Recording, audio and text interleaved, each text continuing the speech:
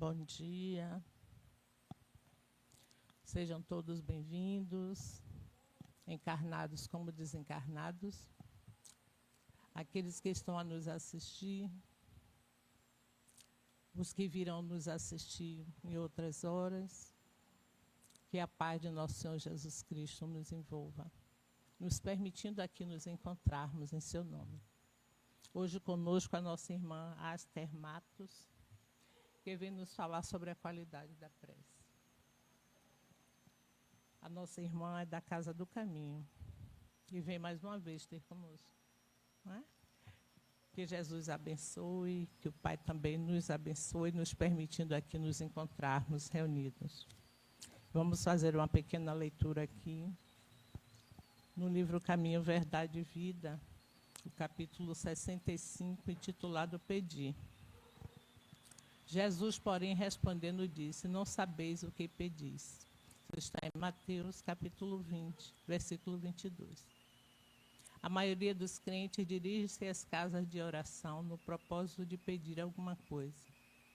Raros que aí comparecem na verdadeira atitude dos filhos de Deus, interessados nos sublimes desejos do Senhor, quanto à melhoria de conhecimentos, à renovação de valores íntimos, ao aproveitamento espiritual das oportunidades recebidas de mais alto.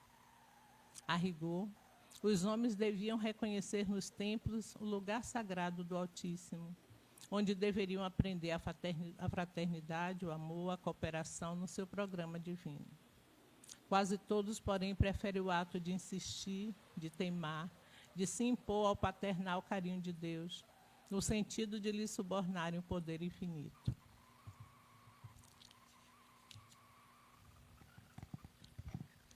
Pechinchões inveterados abandonam, na maior parte das vezes, o traçado reto de suas vidas em virtude da rebeldia suprema nas relações com o Pai. Tanto reclamam que lhes é concedida a experiência desejada. Sobrevêm desastres, surgem as dores, em seguida aparece o tédio, que é sempre filho da incompreensão dos nossos deveres. Provocamos certas dádivas no caminho, adiantamo-nos na solicitação da herança que nos cabe, exigindo prematuras concessões do Pai, à maneira do filho pródigo, mas o desencanto constitui-se em veneno da imprevidência e da irresponsabilidade. O tédio representará sempre o fruto amargo da precipitação, de quantos se atiram a patrimônios que lhes não competem. Tenhamos, pois, cuidado em pedir, porque, acima de tudo, devemos solicitar a compreensão da vontade de Jesus a nosso respeito. É o capítulo 65 do livro Caminho, Verdade e Vida. E assim, aquietando nossas mentes, nossos corações, vamos elevar o nosso pensamento ao Pai. Não somente para pedir, como para agradecer. E render graças, Senhor, por mais esta oportunidade de aqui nos encontrarmos reunidos. Pelas bênçãos que são derramadas sobre nós o tempo todo e muitas vezes não nos damos conta. Gratidão, Pai, gratidão. Gratidão aos amigos que aqui estão conosco, ao nosso patrono, aos mentores da nossa casa, aos nossos guias protetores. E que a paz, o amor e a luz se faça sempre presente em nossos corações. Abençoa, Senhor, a nossa irmã que aqui vem, mais uma vez, falar conosco, derramando sobre ela as tuas bênçãos. Que a paz, que o amor, que a luz permaneça em nossos corações. Jesus nos abençoe.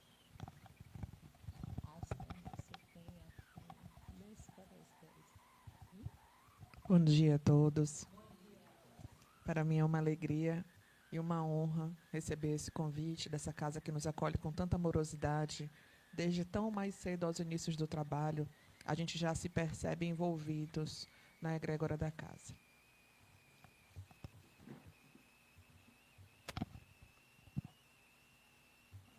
Amigos, hoje nós vamos falar sobre qualidade da prece.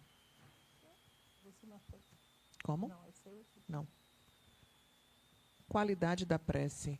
Mas qual seria a importância da gente falar sobre qualidade da prece e por que a necessidade que os irmãos eles tiveram em colocar dentro de um capítulo algo específico sobre como devemos nos conectar com Deus. E o que é a prece, então? Senão essa conversa, esse diálogo entre nós e o Pai.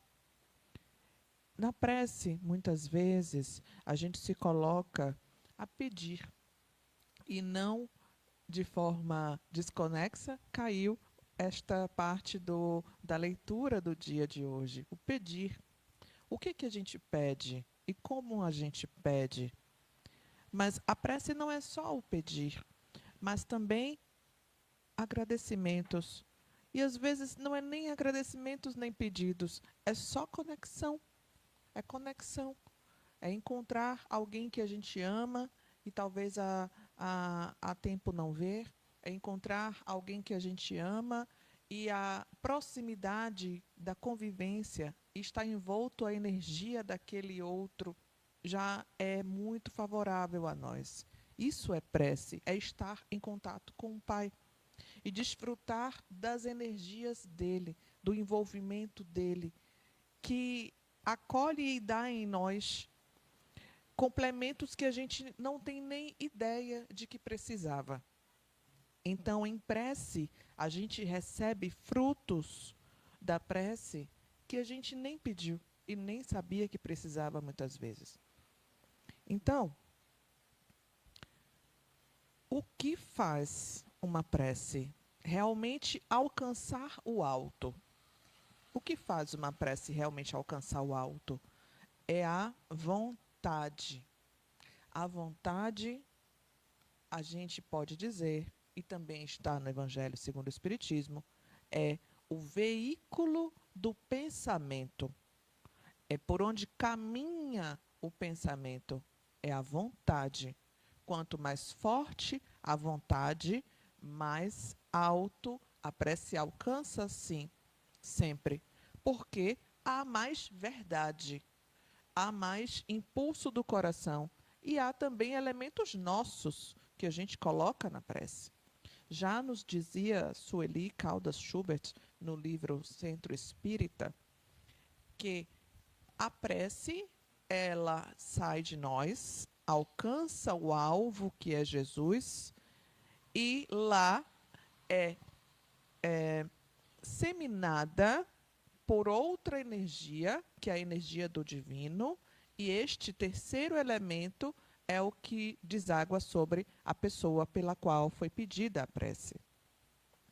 Então, o que Sueli nos diz é que, quando nós oramos por alguém, até por nós mesmos, mas o que chega à pessoa, fruto do nosso pedido, da nossa oração, é algo que é um terceiro elemento. É um elemento nosso, que a gente pensa, um elemento do divino, e que, comungados em união, este terceiro elemento é o que deságua sobre a pessoa para a qual foi pedido aquela oração e aquela prece, e até nós mesmos. Então é algo muito poderoso,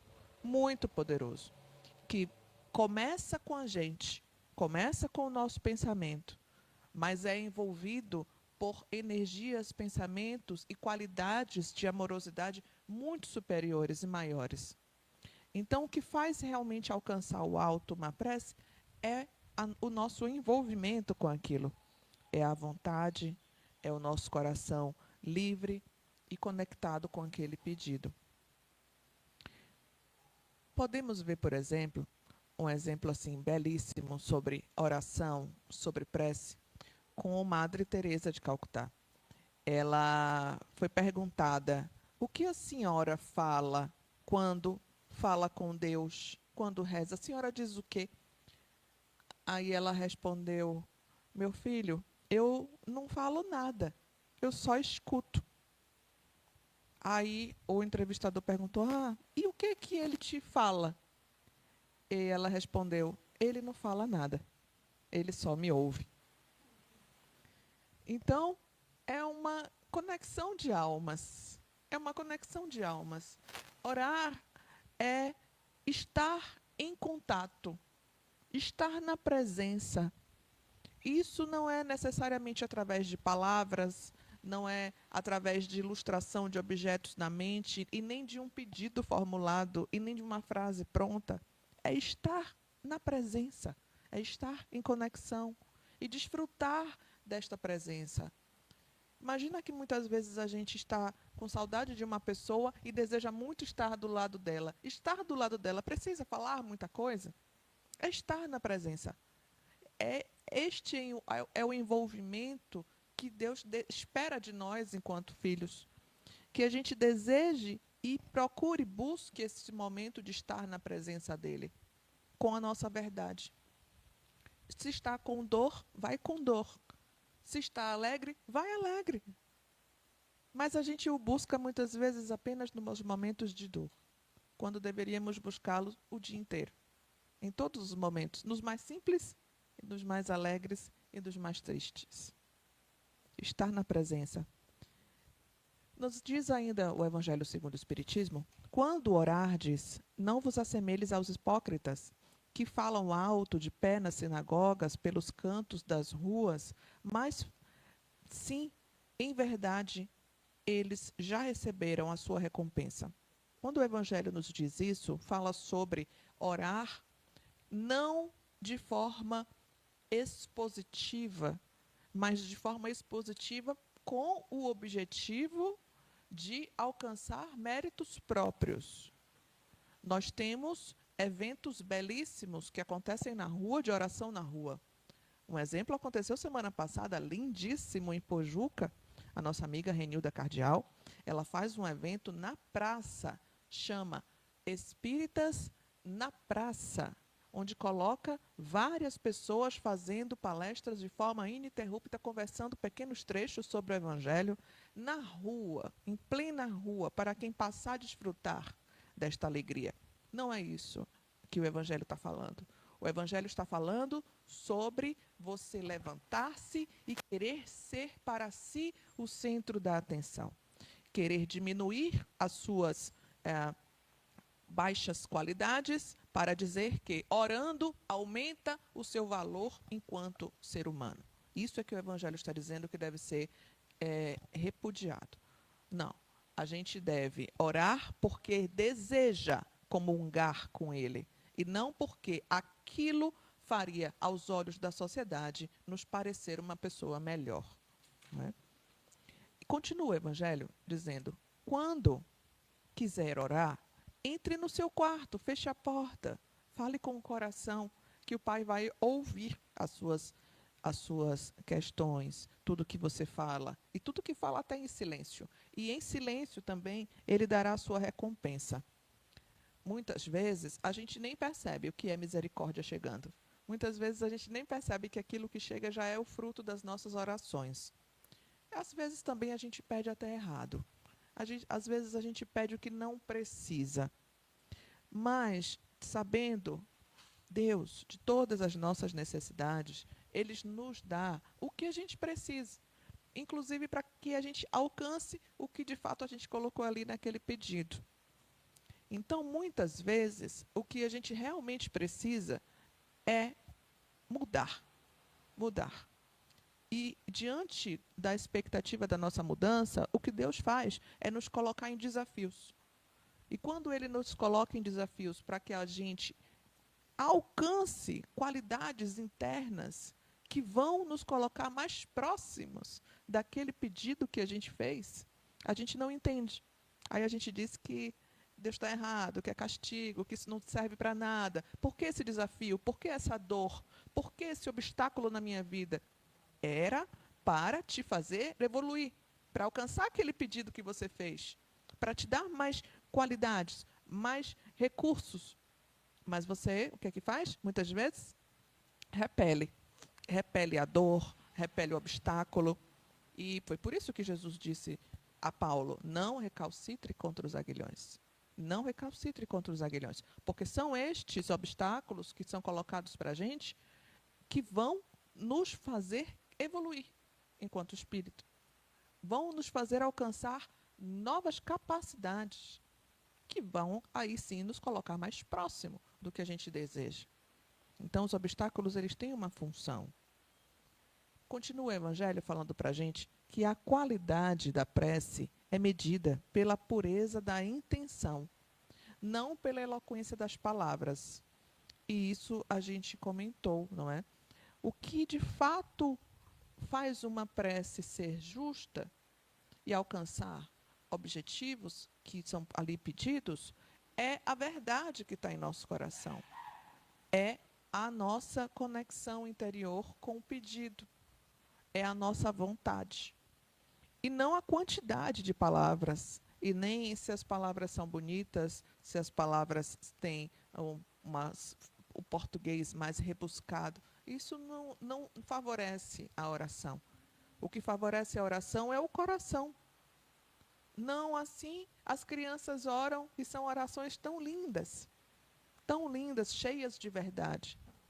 E não são orações que têm palavras rebuscadas. Ah, mas e as que têm palavras rebuscadas? Bom, se a pessoa está orando do coração, está tudo certo também. Porque não é pela qualidade das palavras, é pela qualidade da energia que você está colocando naquela comunicação. Porque orar é comunicar-se. Nos diz ainda o Evangelho: se tiver qualquer coisa contra alguém, perdoe, para que o vosso Pai que está no céu perdoe também os seus pecados. Colocar-se diante do outro, não é? O que é perdoar? E por que eu preciso perdoar? O que isso tem a ver com oração? Se estamos todos na mesma plano de filhos de Deus, a gente muitas vezes também tem débitos.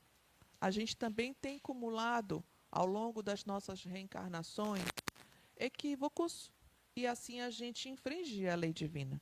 A gente muitas vezes em algumas reencarnações traz fatos que foram responsabilidades nossas, equívocos que foram responsabilidades nossas e que agora precisam ser reparados. E o nome disso é expiação. E precisamos de perdão. Perdão ao outro e perdão a nós mesmos. Se a gente se recusa a perdoar aos outros e a nós mesmos, se a gente se recusa a estar inteiros diante das nossas expiações, o que é expiação? Resgate de débitos nossos. Resgate de débitos nossos. Expiação tem a ver com o passado, tem a ver com equívocos que eu cometi e agora eu preciso reequilibrar o sistema que eu desequilibrei com a minha atitude equivocada. Então, se a gente não reparar a lei de justiça, como eu vou ter condição de ficar apenas pedindo coisas para mim, se eu estou ainda devendo tantas coisas a outros irmãos? Nós não devemos nada a Deus. Não é a Deus que a gente está devendo nada. Quando a gente fala de reparação da justiça divina, a gente não precisa devolver nada a Deus porque Ele não precisa de nada. Ele é completo. Quem precisa somos nós, é a nossa consciência que precisa de reparo. Porque quando nós infringimos a lei divina, aquilo fica guardado em nós. É o nosso perispírito que registra. Somos nós que sofremos porque praticamos o mal. Então, perdoar é um benefício para nós, porque nós nos beneficiamos da liberdade de estar desconexo daquela realidade. Então, quando a gente, de fato, vive as nossas experiências de expiações e não foge dos obstáculos, a gente está se libertando de coisas que estavam diminuindo o nosso progresso. Então, esse olhar para o outro diante dele e encontrar os próprios equívocos no rosto do irmão significa a gente não fugir das nossas responsabilidades. Inclusive porque está escrito que nós somos os trabalhadores da última hora. E se nós somos os trabalhadores da última, é porque não vai ter outra. É a última. E o que é isso? Temos que nos apressar. temos que nos apressar. Porque o planeta ele está mudando de configuração. Estamos na transição planetária. Na verdade, podemos dizer até que não somos nem mais um planeta de provas e expiações. E também não somos ainda um planeta regenerado. O que é que a gente é? É um planeta em transição. E se nós somos um planeta em transição, isto é ser o trabalhador da última hora. Pode ser que a gente não tenha outra reencarnação. Aqui, neste momento, neste espaço, do jeito que está. Pode ser que a nossa próxima reencarnação na Terra já seja em um planeta regenerado. Olha que lindo isso. Pode ser que a nossa próxima reencarnação aqui na Terra já seja em um planeta regenerado. Mas se eu não estiver regenerada, enquanto espírito regenerado, eu aqui não vou estar. Então é por isso que somos os trabalhadores da última hora. Porque senão, se o meu espírito, que sou eu mesma, na verdade, não estiver em equilíbrio com o planeta, que está se tornando em maior qualidade, eu vou ser convidada a me retirar, porque energeticamente não é compatível. Todos serão. Então, nós espíritas temos esta informação de que o convite está feito, que nós tenhamos esta capacidade de nos envolver no propósito. Ah, mas o quanto eu devo me envolver? O quanto eu devo me envolver? O quanto a sua alma está disposta? Porque a gente não sabe qual é o tamanho do nosso débito. A gente só sabe que a gente precisa aproveitar as oportunidades. Aproveitar as oportunidades para perdoar, aproveitar as oportunidades para trabalhar, aproveitar as oportunidades para servir. Mas, poxa, eu vejo pessoas que trabalham tanto, que se doam tanto, precisa disso? Não sei. Não sei. Porque se a gente for olhar para aquela pessoa, o que ela já fez, o que ela traz, talvez seja realmente necessário. Então é melhor que deixe a pessoa no caminho dela. Deixa ela trabalhar. Deixa ela fazer o que ela tem que fazer. Está se adiantando, não está fazendo mal a ninguém, ao contrário, não é? Então não tem porquê a gente não se dedicar a servir na fileira do Cristo. E depois que a gente conhece Jesus, é muito difícil a gente não se candidatar a servir com Ele, a estar do lado dEle, a trabalhar junto com Ele. É muito difícil a gente não se envolver desse jeito, não é? Pois, o que a prece faz? A prece modifica o campo mental e emocional. Tá bom, mas onde é que está o campo mental? Está no cérebro? O pensamento está no cérebro? Não. O pensamento não está no cérebro. O pensamento está no espírito. O pensamento, ele vem da mente. E a mente está localizada no espírito, não é no cérebro, não é na cabeça, não é neste corpo. Prova disso é que os desencarnados pensam. Não tem cérebro, não tem cabeça. Tem perispírito. A mente está no espírito. Ah, ok. Mas e essa modificação do campo emocional? O sentimento está onde? Está aqui no coração? Também não. Também não. Se eu perder meu coração, ele parar de bater, eu continuo sentindo. Prova disso. Os desencarnados sofrem e se alegram, amam e odeiam, igual a gente. Então, o sentimento não está no coração, o pensamento não está no cérebro. São faculdades do espírito. O espírito. Então, a prece modifica o campo mental e emocional. A prece modifica a mente e modifica a alma, o sentir de quem ora, mas é do espírito, não é do corpo. Mas traz benefícios para o corpo. Muitos benefícios para o corpo. Porque quando eu equilibro o meu campo mental, eu equilibro a minha saúde psíquica. Quando eu equilibro o meu campo emocional, eu equilibro a minha saúde física. Porque eu paro de somatizar doenças emocionais. A ciência daqui a pouco vai provar cada vez mais claro que o câncer tem ligação com emoção. Tem ligação com emoção. E quantas outras doenças, inclusive as doenças autoimunes, que a gente não tem nem explicação por que vem, tem ligação com o campo mental e emocional. Na verdade, a gente nem sabe ao certo quais são as influências que tem o nosso campo mental e emocional, na nossa saúde do corpo físico. Porque são tantas. A gente só sabe o que faz mal e o que faz bem. Se irritar, faz mal. Aumenta a pressão. Agradecer, orar, entrar em prece faz bem. Regula o sistema sanguíneo. Então, que façamos as coisas boas para o nosso corpo físico, mas, em verdade, agora já sabemos que estas faculdades, elas são do espírito. E, primeiro, antes de melhorar a saúde do corpo físico, melhora o nosso espírito. E, quando oramos, elevamos o padrão vibracional, não só nosso, mas da coletividade, do ambiente todo. Por quê? Porque nós temos energias, não é? Em torno de nós. Nós temos energia, e se nós temos energia ao redor deste objeto que tem energia, que somos nós, tem um campo vibracional, um campo de energia. Até, por exemplo, dos aparelhos aqui, por onde passam energia, não é? O celular, um computador, tem um campo de energia em volta dele. Tem. Não à toa que a gente recebe mensagens no celular.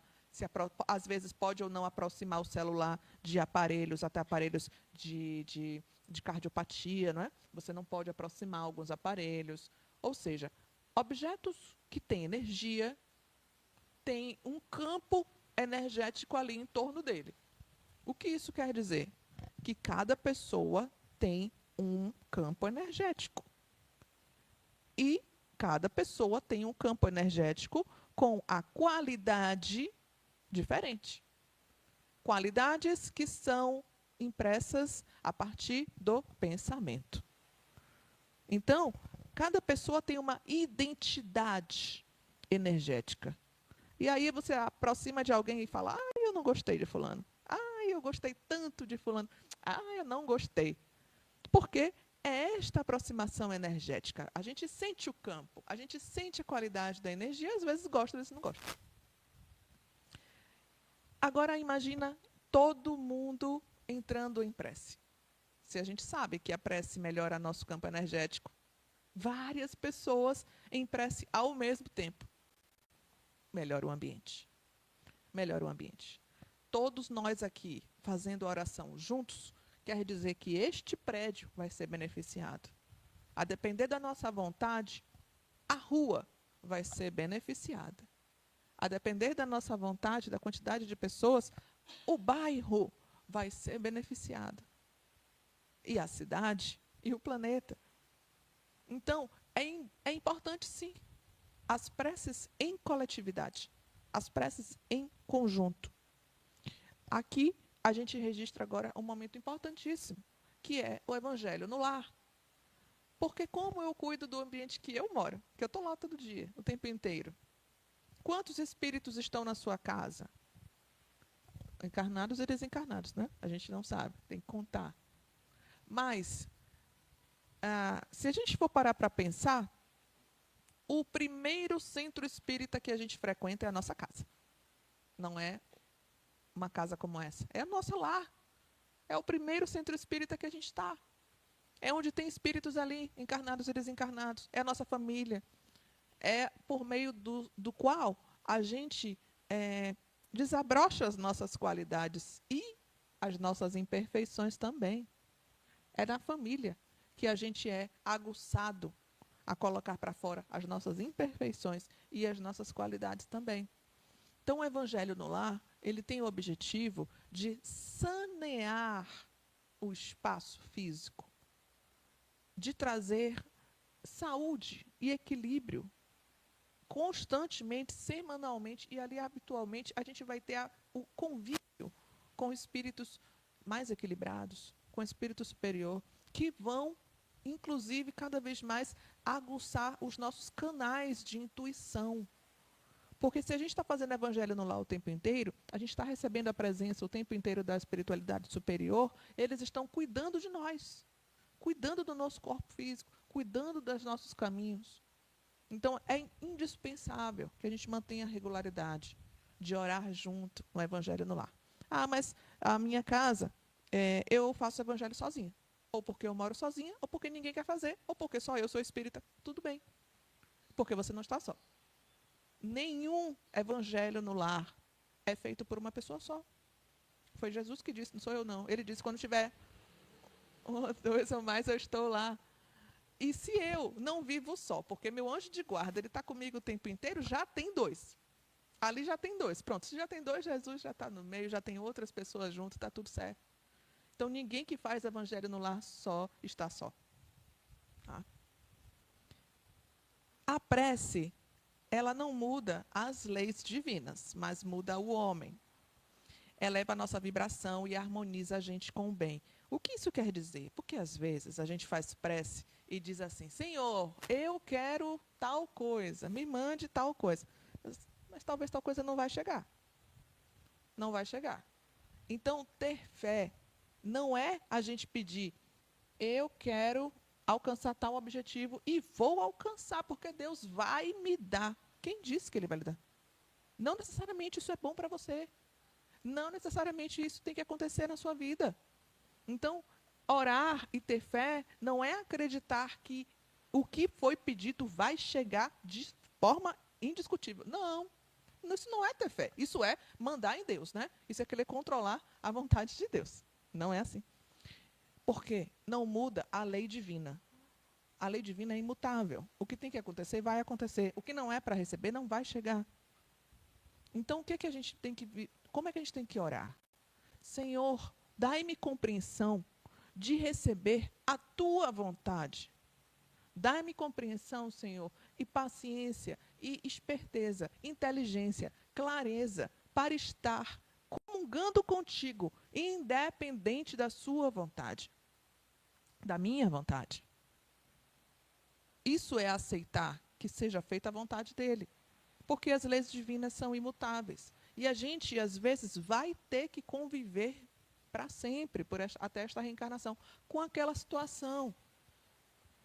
Então, ter fé significa estar ciente de, independente do que aconteça comigo, eu vou estar bem.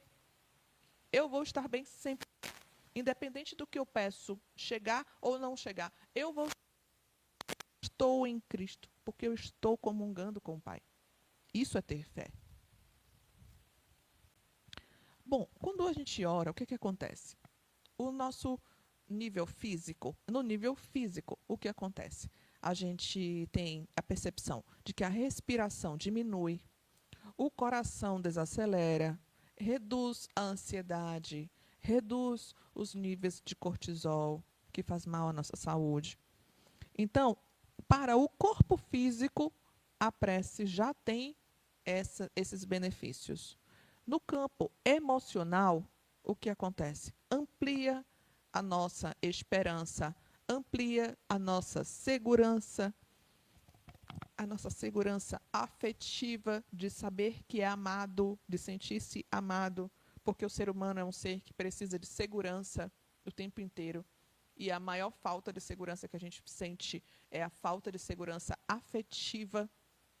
Então, a gente se sente amado e a gente começa a ter mais poder de autorregulação emocional. Para o espírito, quais são os benefícios? Conexão com o amparo espiritual, a mudança vibracional nossa, esclarecimentos intuitivos que chegam. Então, são inúmeros benefícios que a gente recebe de graça. De graça. Às vezes, a gente toma remédios para sentir estes benefícios, que podem ser alcançados com a prática habitual da conexão com o divino. Quer dizer que eu vou abandonar meus remédios? Claro que não. Claro que não. Quer dizer que você pode ter ajuda. Ajuda. Muito importante é a prece e a conexão para nosso corpo físico, emocional e espiritual. Vamos a alguns exemplos de pessoas que deixaram experiências para a gente de conexão com a prece, com a vontade e mudaram a sua vida? Lembram dela? A mulher hemorroíça. Ela tinha uma condição de estar sangrando de forma ininterrupta. Ela não parava de sangrar. E, naquele tempo, o sangramento era tido da mulher, a menstruação, não é? Era tido como algo repugnante. E até que você precisava se afastar da sociedade, de todo mundo, porque a mulher estava impura enquanto estivesse sangrando. Precisava esperar o sangramento passar para se reaproximar das pessoas e poder ser tocada por qualquer pessoa. Porque se alguém tocasse em uma mulher que estava sangrando, ficava impuro. Então, o que a mulher sangrando faz? Se afasta de todo mundo. E se ela própria tocar em alguém por vontade própria, poderia sofrer gravíssimas consequências. Não é? Era um crime, poderia sofrer gravíssimas consequências. E o que é que ela faz? Isso mesmo. Ela vai tocar em alguém. E tanto que ele, quando vira, pergunta: quem me tocou? Porque saiu energia de mim, saiu poder de mim.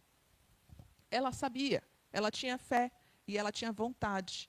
Ela tinha clareza de que ele era a fonte de transformações divinas. Ela tinha clareza de que ele era o Filho enviado por Deus, que serviria para nós de exemplos e que ele tinha poder. Ela tinha essa clareza. Mas, além disso, porque essa clareza todos que estavam ao redor dele tinham. Mas todo mundo que andou com ele foi curado de tudo? Não, não foi. Porque nem todos tiveram a vontade que ela teve. Quando ela vai tocar ele, ela coloca ali nas mãos, no impulso, a vontade de ser curada. Ela queria ser curada. Isso é uma prece. E essa é a qualidade que se põe na prece. É a vontade. Senhor, me ajude, faça de mim segundo a tua vontade, mas eu quero ser curada. E aí ela vai, enfrenta a política local de dizer que ela não podia fazer isso, porque ela acreditava, ela tinha essa fé. E conseguiu. E conseguiu. Então, a gente vê aqui esse exemplo importantíssimo, não é? Outro exemplo, quando Jesus cura esse cego, não é? Ele não via Jesus. Ele nasceu cego. E ele começou a gritar na rua. Gritar por Jesus, porque ele não estava vendo, né? Onde Jesus estava. Então ele começava a gritar. Gritar por Jesus, gritar por Jesus. Ele não caminhou até Jesus porque ele não estava vendo. Mas ele chamou a atenção de Jesus. E Jesus foi até ele e curou da cegueira. Então, o grande poder dele foi chamar a atenção, foi pedir. Mais uma vez, o pedido se coloca nesse momento de hoje, tão importante, tão vinculado à prece, que caiu para nós aqui no início. O pedir. Como pedir? Por que pedir?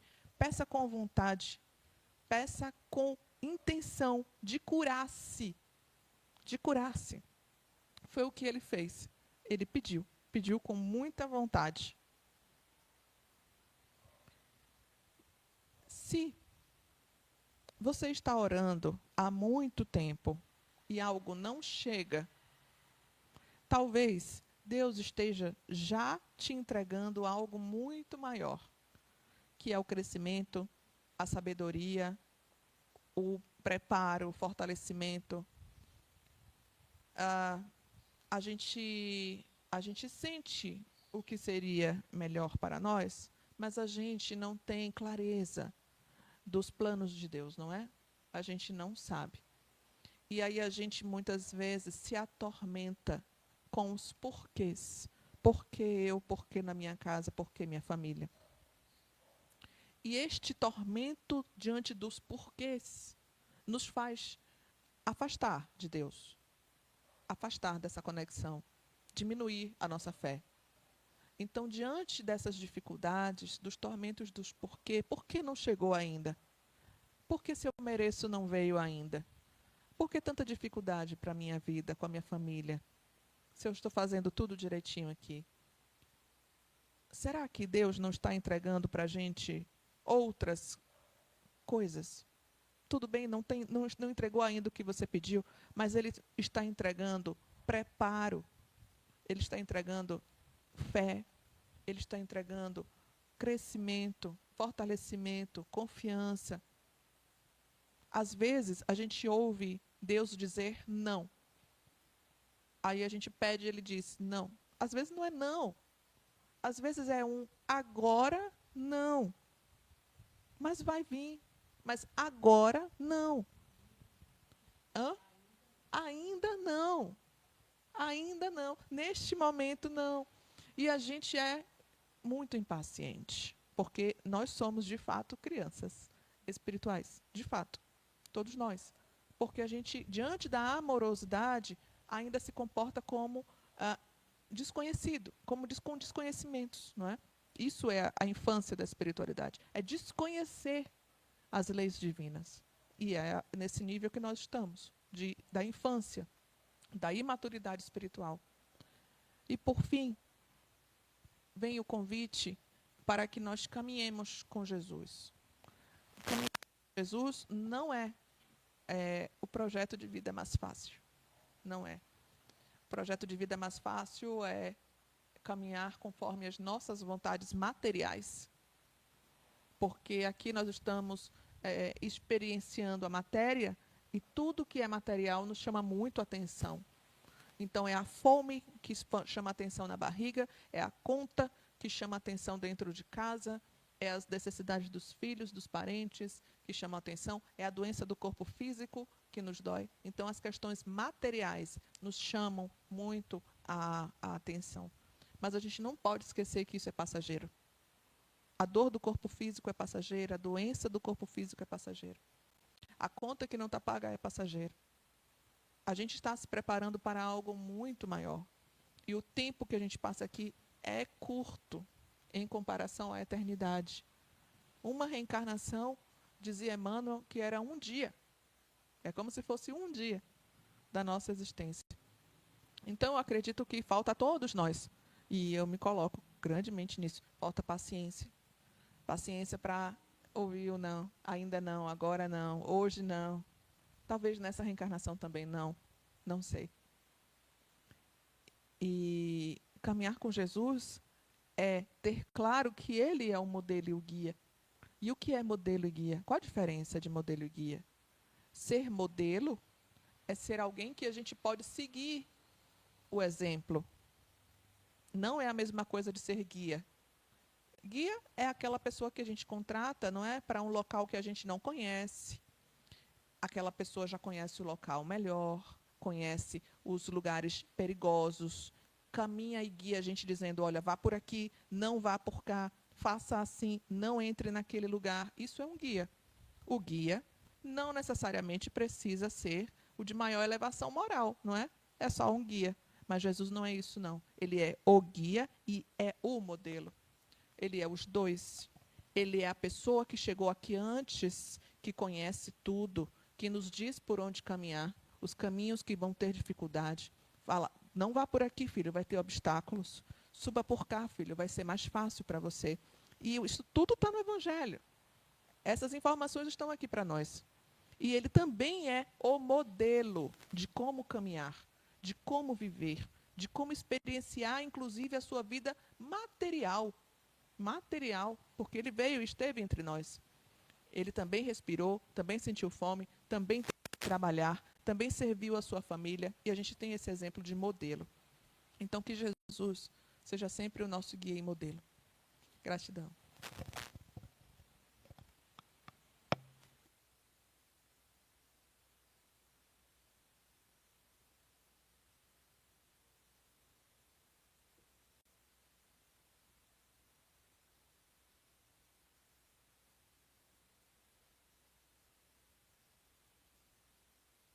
Que bom, hein? Oh, quanto foi bom. Quanta reflexão, não é verdade? Porque nós oramos, mas às vezes nem se dá conta. A gente ora, né? Por orar aquele hábito, né? Que a gente já tem, que a gente aprendeu desde pequena. Mas como é a nossa oração? Não é? Quem gostaria de falar? Perguntar?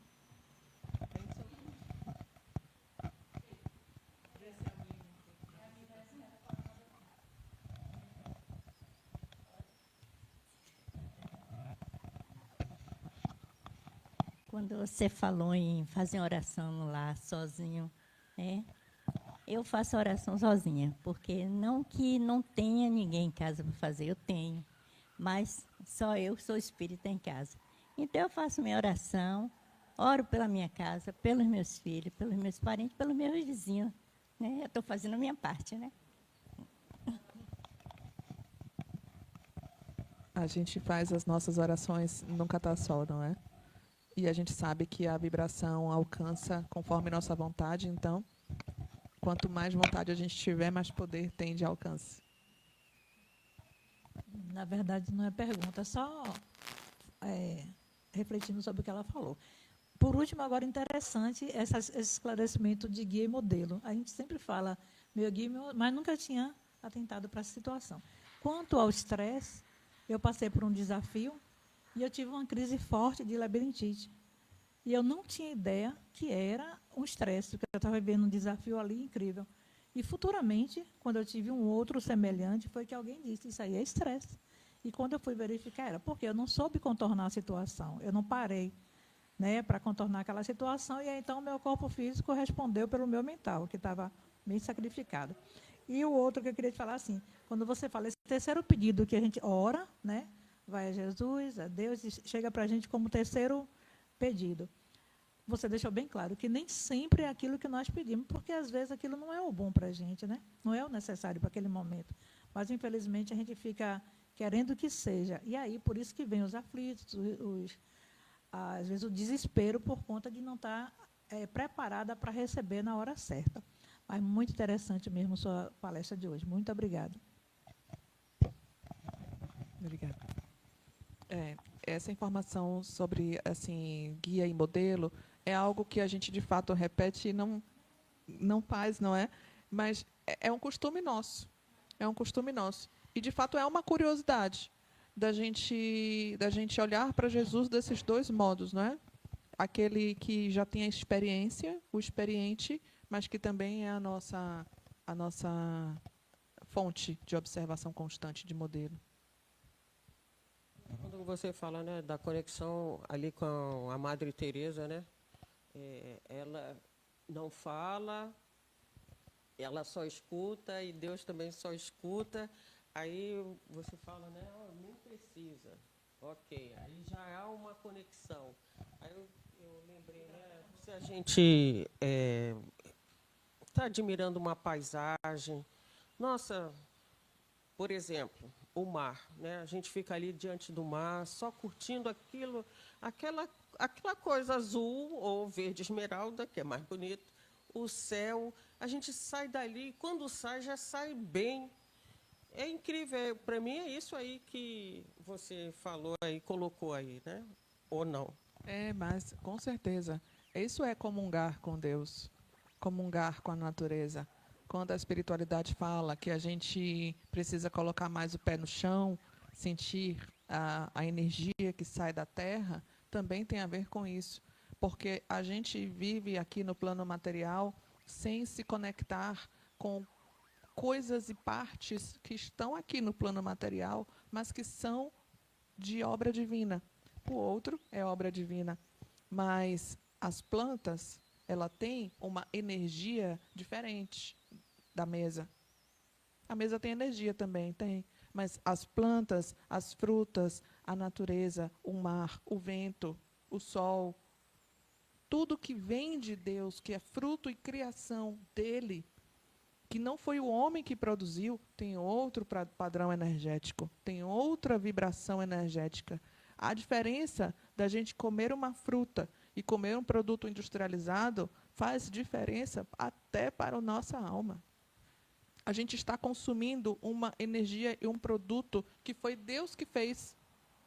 Não foi o homem que fez aquele biscoito que está no pacote de bolacha, que tem energia, inclusive, da fábrica. É muito diferente. Então, a gente se conectar com o que vem de Deus, com o que é dele, é conversar com ele. É conversar com ele. Então, olhar o mar, contemplar a natureza, contemplar o mar, é, de fato, comungar com Deus. E prova disso é que, em silêncio, você também recebe. Como ela disse, eu só ouço. E é o que você sente. eu sinto, eu já saio diferente, porque você recebe. Em silêncio você recebe informação. E isso é comungar com Deus, com as coisas dele, né?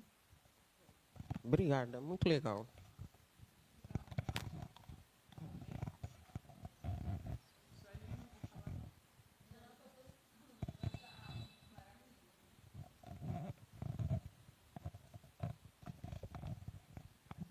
Você estava falando, quando você colocou do Evangelho no lar, para a gente ver a importância do Evangelho no lar.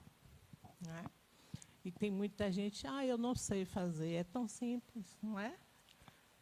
Não importa que seja o Evangelho segundo o Espiritismo, pode ser a Bíblia ou aquele livro que a gente tenha mais, mas que a gente abra, que a gente, nesse momento, comungue, né? Pense no Mestre Jesus, pense nos nossos amigos espirituais, porque toda a prece que a gente dirige a eles, eles caminham até o Pai antes que ela retorne até nós, não é? Mas todos nós podemos fazer, como é importante a gente orar. A gente sanear o nosso ambiente, né, de boas energias. É muito importante. Aí tem muito, não vamos ficar, mas eu não sei como é que faz, é tão simples. Faça da nossa maneira, né? Abramos aquele livrinho que a gente tem, que a gente confia, e peçamos ao Pai que nos oriente, peçamos a Jesus que esteja conosco, né? E o auxílio vem se a gente faz isso com vontade, como colocou aqui a nossa irmã, né? É o pensamento, né? E a vontade. Nós vamos receber o melhor. E aí eu estava lembrando ontem uma amiga falando para mim, uma irmã, passando por uma situação, quis muito construir uma casa, disse que só teria filho quando tivesse essa casa. Construiu a casa, antes de terminar a casa, o esposo faleceu. Né? Ela já tinha filha. A filha, depois de um certo tempo, precisou fazer uma cirurgia, partiu. E essa criatura vive numa revolta terrível, né? Porque o pai, por que o pai fez aquilo com ela? E a gente acusa a Deus, né? Por que ele fez aquilo com ela? Não é o pai, não é? Não é o pai que fez isso para ela. Quais são as necessidades dela, né? Mas é assim, né? Mas também me chama a atenção quais são as necessidades de quem partiu. Também. Porque a gente acha que tudo gira ao nosso redor. Lembra que eu falei da infância, né? É a infância da espiritualidade. Eu acho que tudo gira ao meu redor. As pessoas existem para mim. Então, meu pai existe para mim, meu marido existe para mim, meu filho existe para mim, tudo existe para mim. Se alguém morrer, eu sofro porque ele existe para mim. Mas sabe qual era o plano dele, da vida dele? Para ele era importante desencarnar agora? Estava dentro do planejamento espiritual dele desencarnar agora? A necessidade que tem esse desencarne para ele, não para ela. Né? Então, a gente precisa olhar até os desencarnes, o encarar da morte, com essa maturidade espiritual. O que era melhor para quem foi? Qual é o plano espiritual de quem foi? E não eu que fico, que vou sofrer, óbvio, com a saudade, com a ausência daquela pessoa, mas se estava no plano dele, por que eu estou pensando só em mim? Por que eu não me alegro com a possibilidade dele ter caminhado um pouco mais? Não é?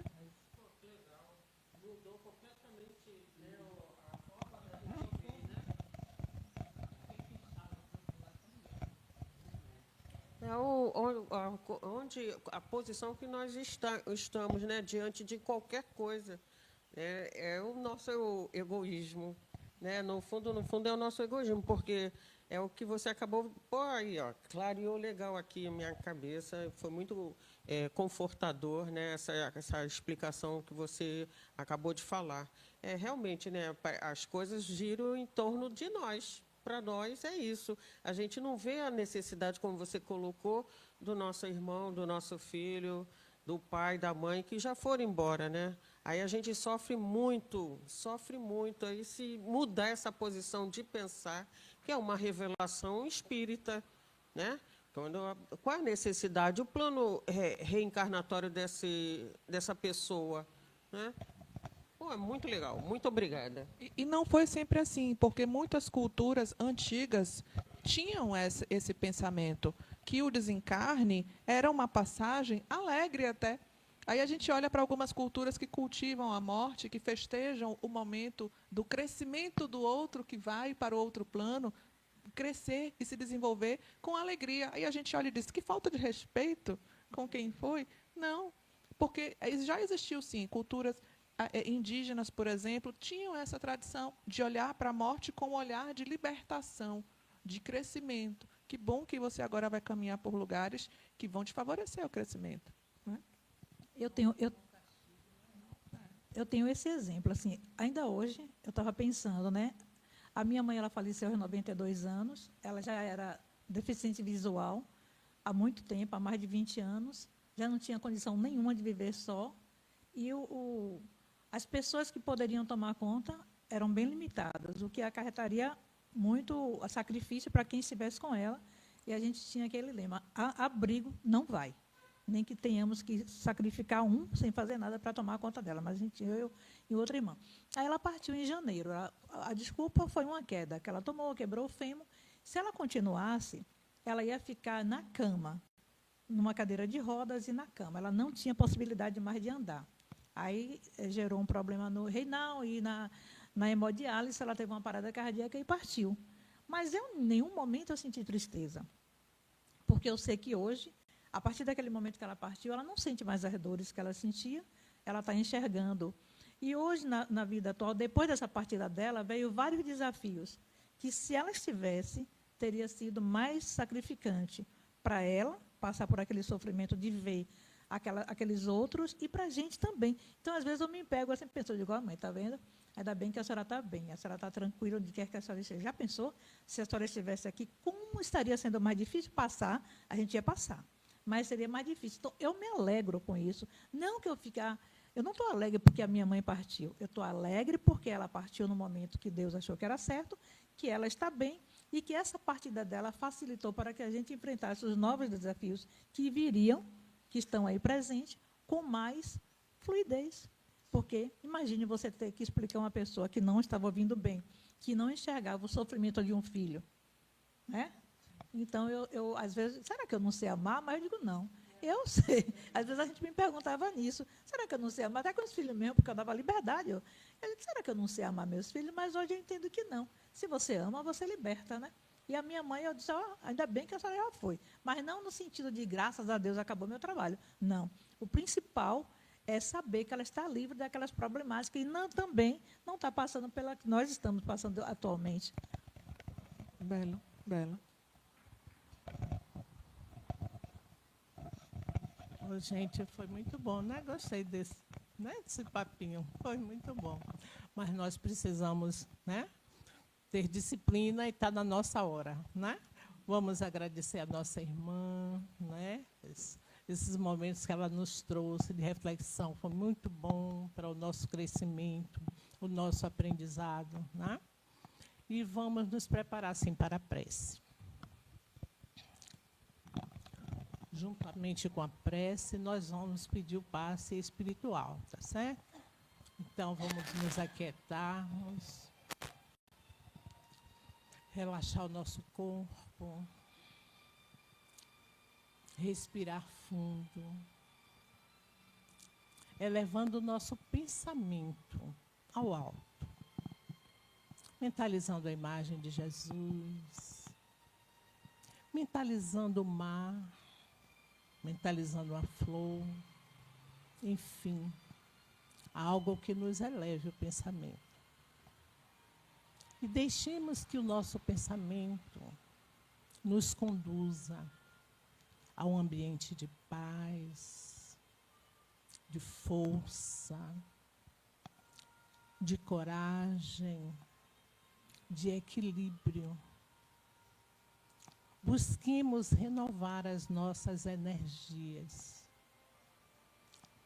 agradecendo ao Pai por estes momentos que aqui passamos, pela nossa irmã que veio e nos trouxe, nos deu a oportunidade de refletirmos sobre a prece. E peçamos ao nosso amigo que nós possamos a cada dia mais buscarmos esta força que faz com que nós nos elevemos, nos cresçamos. Ao nosso lado, os nossos amigos se encontram, derramando sobre nós vibrações de paz, de saúde, de fé, esperança. E nós vamos respirando, nos deixando envolver por essas energias.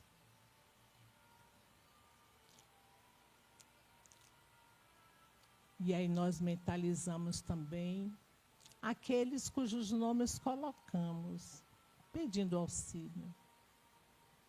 Nos dirigimos em pensamento ao nosso lar, envolvemos nossos familiares, envolvemos aqueles que nós sabemos estão hospitalizados, necessitando de auxílio.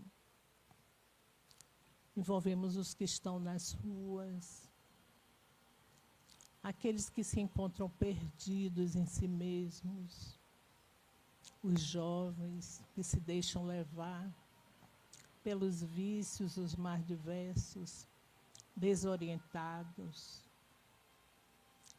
Mentalizamos, enfim, Senhor, os que estão sofrendo, seja de que forma for. Pois nós sabemos que este nosso planeta é ainda um planeta de provas e de expiações. Mas pedimos que eles tenham força e coragem para que possam atravessar por tudo isso. São as nossas necessidades de crescimento. Que o Pai nos abençoe, nos conduza aos nossos lares e envolva também os trabalhos que venham a seguir. Gratidão, Pai. Gratidão por estes momentos. Derrama sobre a nossa água o medicamento, as nossas necessidades, que nos tragam força, coragem e fé. Jesus nos abençoe. Respiremos fundo.